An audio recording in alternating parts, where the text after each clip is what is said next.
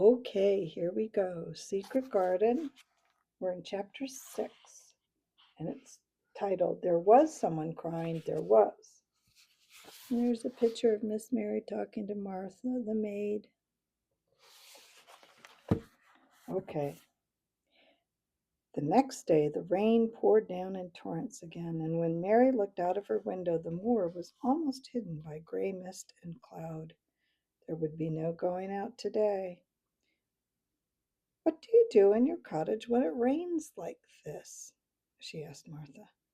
Try to keep out from each other's feet, mostly, Martha answered. There does seem to be a lot of us then.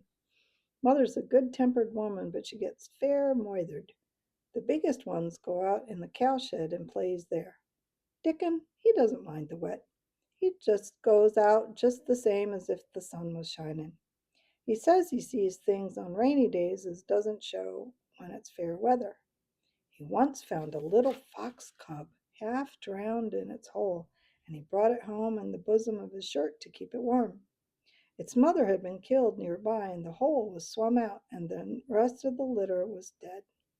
He got it at home now. He found a half drowned young crow another time, and he brought it home too and tamed it. It's named Soot because it's so black, and it hops and flies about with him everywhere. The time had come when Mary had forgotten to resent Martha's familiar talk. She had even begun to find it interesting and to be sorry when she stopped or went away. The stories she had been told by her ayah when she lived in India had been quite unlike those Martha had to tell about the moorland cottage which held 14 people who lived in 4 little rooms and never had quite enough to eat. The children seemed to tumble about and amuse themselves like a litter of rough, good-natured collie puppies. Mary was most attracted by the mother and Dickon.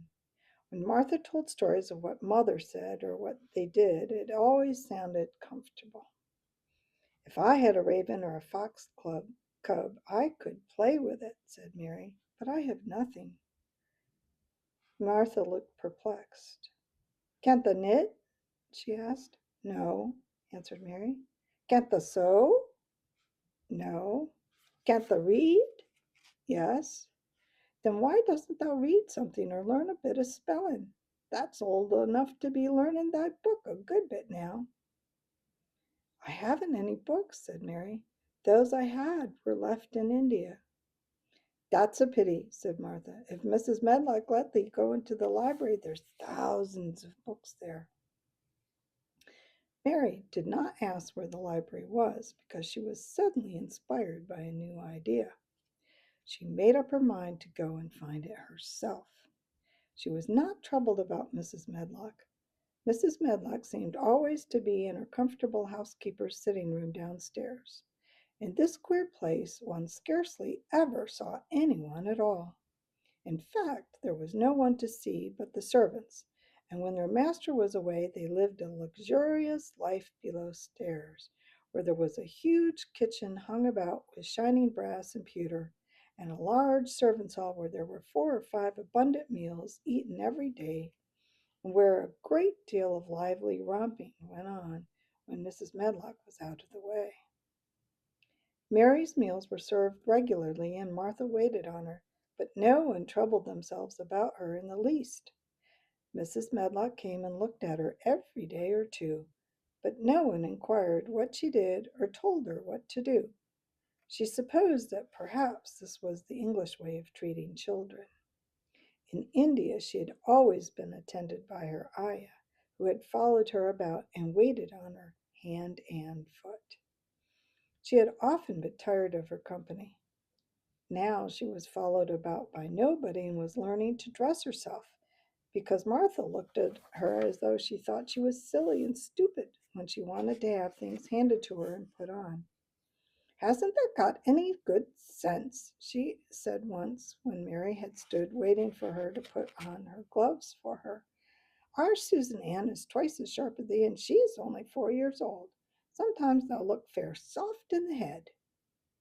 Mary had worn her contrary scowl for an hour after that, but it made her think several entirely new things. She stood at the window for about 10 minutes this morning after Martha had swept up the hearth for the last time and gone downstairs. She was thinking over the new idea that had come to her when she had heard of the library. She did not care very much about the library itself because she had read very few books, but to hear of it brought back to her mind the 100 rooms with closed doors. She wondered if they were all really locked and what she would find if she could get into any of them. Were there 100 really? Why shouldn't she go and see how many doors she could count? It would be something to do on this morning when she could not go out. She had never been taught to ask permission to do things, and she knew nothing at all about authority, so she would not have thought it necessary to ask Mrs. Medlock if she might walk about the house, even if she had seen her. She opened the door of her room and went out into the corridor, and then she began her wanderings. It was a long corridor, and it branched into other corridors and it led up short flights of stairs which mounted to others again. There were doors and doors, and there were pictures on the walls. Sometimes there were pictures of dark, curious landscapes, but oftenest there were portraits of men and women in queer, grand costumes made of satin and velvet. She found herself in one long gallery whose walls were covered with these portraits. She had never thought there could be so many in any house. She walked slowly down this place and stared at the faces, which also seemed to stare at her. She felt as if they were wondering what a little girl from India was doing in their house. Some were pictures of children, little girls in thick satin frocks which reached to their feet and stood out about them, and boys with puffed sleeves and lace collars and long hair, or with big ruffs around their necks. She always stopped to look at the children and wonder what their names were and where they had gone and why they wore such odd clothes. There was a stiff, plain little girl rather like herself. She wore a green brocade dress and held a green parrot on her finger. Her eyes had a sharp, curious look. "Where do you live now?" said Mary aloud to her. "I wish you were here." Surely no other little girl ever spent such a queer morning. It seemed as if there was no one in all the huge rambling house but her own small self, wandering about upstairs and down, through narrow passages and wide ones, where it seemed to her that no one but herself had ever walked. Since so many rooms had been built, people must have lived in them, but it all seemed so empty she could not quite believe it was true. It was not until she climbed the second floor that she thought of turning the handle of a door. All the doors were shut, as Mrs. Medlock had said they were, but at last she put her hand on the handle of one of them and turned it. She was almost frightened for a moment when she felt that it turned without difficulty, and that when she pushed upon the door itself slowly and heavily opened. It was a massive door and opened into a big bedroom.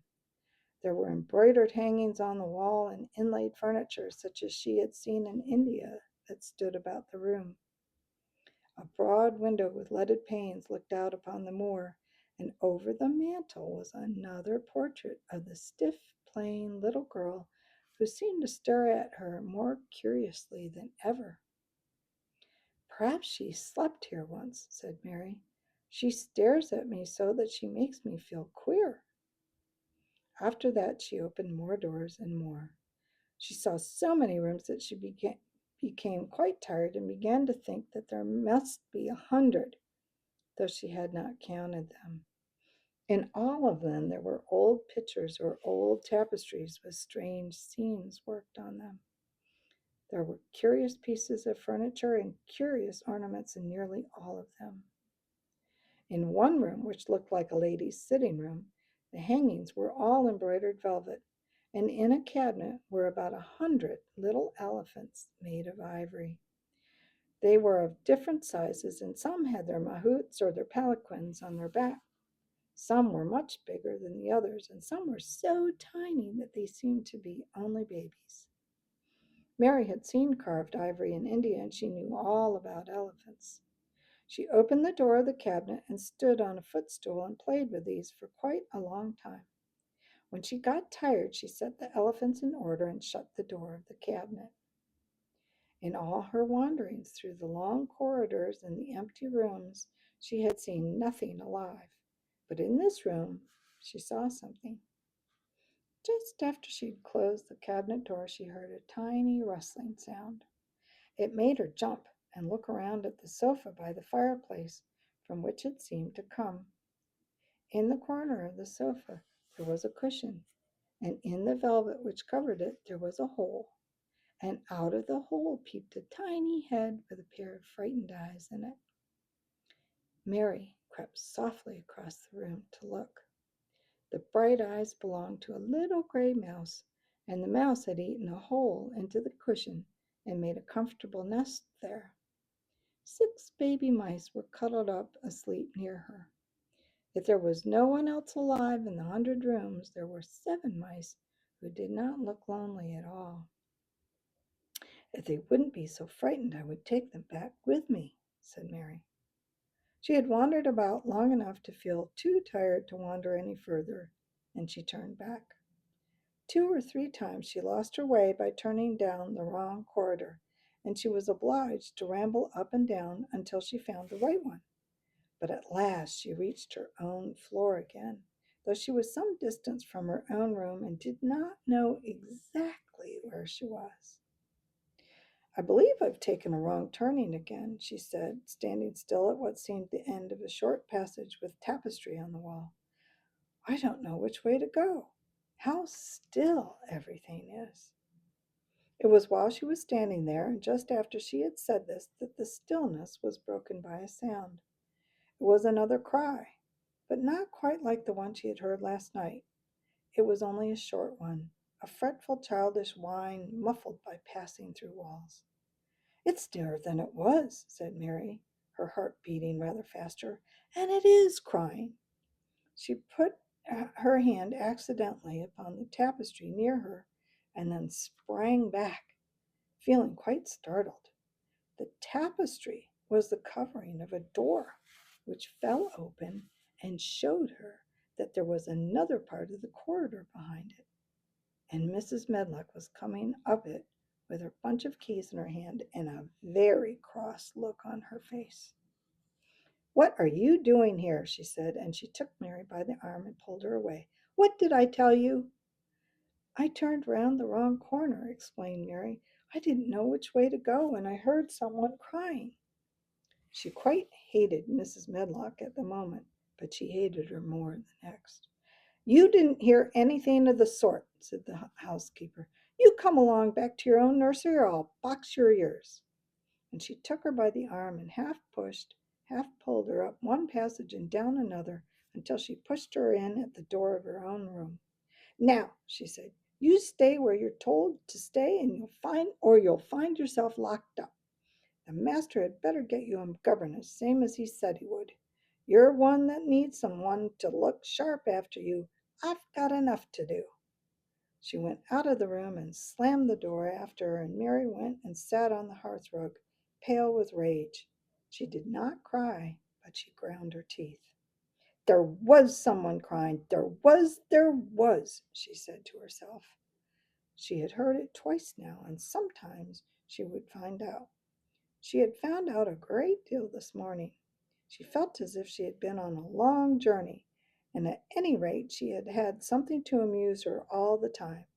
And she had played with the ivory elephants and had seen the gray mouse and its babies in their nest in the velvet cushion. Next time, Chapter 7, The Key of the Garden. Until then.